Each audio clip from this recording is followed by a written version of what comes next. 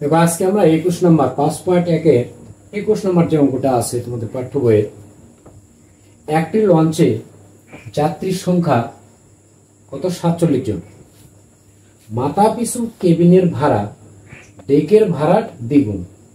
তাহলে মাথা পিছু কেবিনের ভাড়া ডেকের ভাড়ার দ্বিগুণ, তাহলে আমাদের ডেকের ভাড়া যেটা হবে তার দ্বিগুণ হবে কি কেবিনের ভাড়া। ডেকের ভাড়া মাথা পিছু 30 টাকা। তাহলে এখানে বোঝার বিষয় আছে, দেখো যে মাথা পিছু কেবিনের ভাড়া ডেকের ভাড়া দ্বিগুণ, তাহলে ডেকের ভাড়া যা হবে কেবিনের ভাড়া কি হবে তার সাথে কি হবে দ্বিগুণ হবে।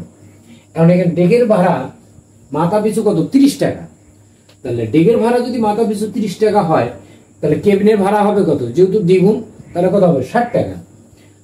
এবং মোট প্রাপ্তি কত 1680 টাকা হলে, মানে এই কেবিন এবং ডেক মিলে মোট প্রাপ্তি হবে কত 1680 টাকা হলে কেবিনের যাত্রীর সংখ্যা কত। তাহলে আবার দেখো যে একটি লঞ্চে যাত্রীর সংখ্যা ছিল কত 47 জন, মাথা পিছু কেবিনের ভাড়া ডেকের ভাড়ার কি দ্বিগুণ, তাহলে ডেকের যে ভাড়া হবে তাহলে কেবিনের ভাড়া হবে কি তার দ্বিগুণ। তাহলে ডেকের ভাড়া কত এখানে 30 টাকা মাথা পিছু, তাহলে মাথা পিছু যদি ডেকের ভাড়া 30 টাকা হয় তাহলে মাথা পিছু কেবিনের ভাড়া হবে কত 30 গুণন 2, যেহেতু দ্বিগুণ তাহলে হবে কত 60 টাকা। আর ওই দুইটা মিলে তার প্রাপ্তি হবে কত 1680 টাকা। তাহলে কেবিনের যাত্রীর সংখ্যা কত। তাহলে সমাধান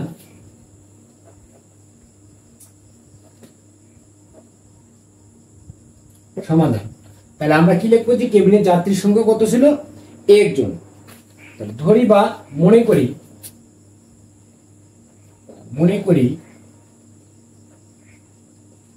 কেবিনের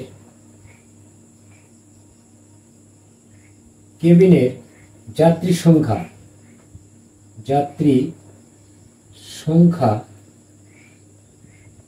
কত x জন। তাহলে এটা আমরা কি ধরে নিলাম যে কেবিনের যাত্রীর সংখ্যা 1 জন। তাহলে অতএব ডেকের যাত্রীর সংখ্যা কি হবে, অতএব ডেকের যাত্রী সংখ্যা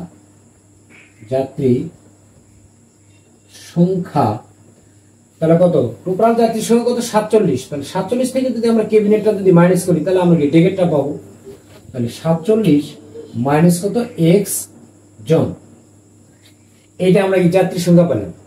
এখন কি ভাড়ার বিষয়টা আসতেছে, যে ভাড়া কি হবে যে ডেকের মাথা পিছু ভাড়া কত 30 টাকা, ডেকের মাথা পিছু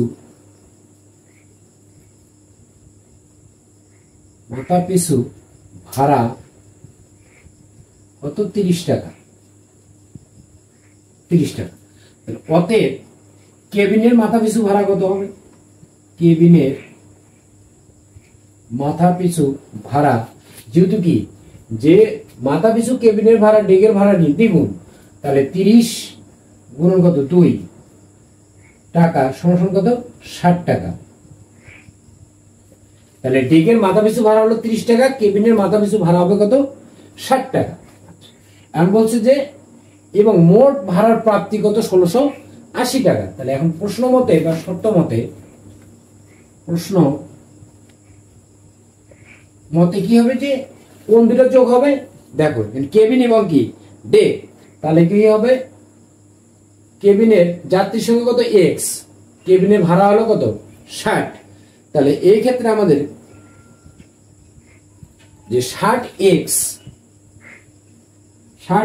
প্লাস আর এখানে কত হচ্ছে, তাহলে ডেকের যাত্রী সংখ্যা কত এতজন, ডেকের মাথা পিছু ভাড়া কত 30, তাহলে 30 ইন্টু কত 47, 30 ইন্টু 47 মাইনাস কত x সমান কত 1680 টাকা 80।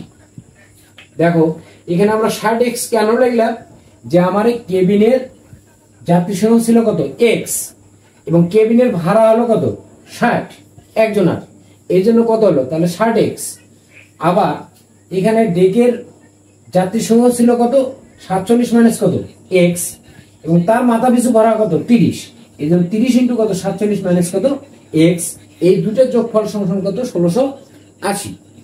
তাহলে এখান থেকে আমরা কি এক্স এর মানটা আমরা নির্ণয় করব। তাহলে বা 60x প্লাস, তাহলে 0 3 7 21 1 হাতে কত 2 3 4 12 8 দিয়ে কত 14, 1410 মাইনাস কত 30x সমান সমান 1680। তাহলে বা 60x মাইনাস কত 30x সমান সমান 1680। এই 1410 কে আমরা কি ডান পাশে নিয়ে যাব, তাহলে মাইনাস 1410। তাহলে বা তাহলে 60 এর মধ্যে থেকে 30 বাদ দিলে আমাদের কত থাকবে 30x সমান সমান, তাহলে এখানে 1680 থেকে কত 1410 আমরা মাইনাস করব। তাহলে 0 0 8 এর মধ্যে 1 গেলে কত 7, 6 এর মধ্যে 4 গেলে কত 2, তাহলে 270। তাহলে বা x সমান সমান উপরে 270 নিচে কত 30। তাহলে 0 0 কাটা 3 দিয়ে 27 কাটলে কত 9। তাহলে অতএব x সমান সমান কত 9। তাহলে 9x আমরা কি ধরছি, আমরা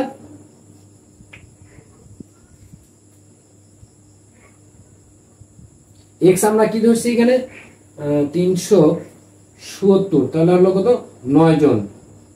আচ্ছা 60x প্লাস কত 30, 60x প্লাস কত 30, তাহলে 1410 মাইনাস কত 30x সমান কত 1680। তাহলে 60x মাইনাস কত 30x 1680 মাইনাস কত 1410। তাহলে 1680 এর মধ্যে থেকে আমরা 1410 যদি মাইনাস করি তাহলে পাবো কত 270। তাহলে এখানে 60 এর মধ্যে 30 বাদ দিলে কত 30। তাহলে x সমান সমান কত হবে 270 ভাগ কত 30। তাহলে 0 0 কাটা গেল 3 দিয়ে 27 কাটলে কত 9। অতএব কেবিনের যাত্রীর সংখ্যা, অতএব কেবিনের যাত্রীর সংখ্যা x সমান সমান কত 9 জন। এটাই কিন্তু আমাদের অ্যান্সার, যে আমাদের কেবিনের যাত্রীর সংখ্যা আছে। তাহলে কেবিনের যাত্রীর সংখ্যা আমরা কত পেলাম 9 জন। ধন্যবাদ।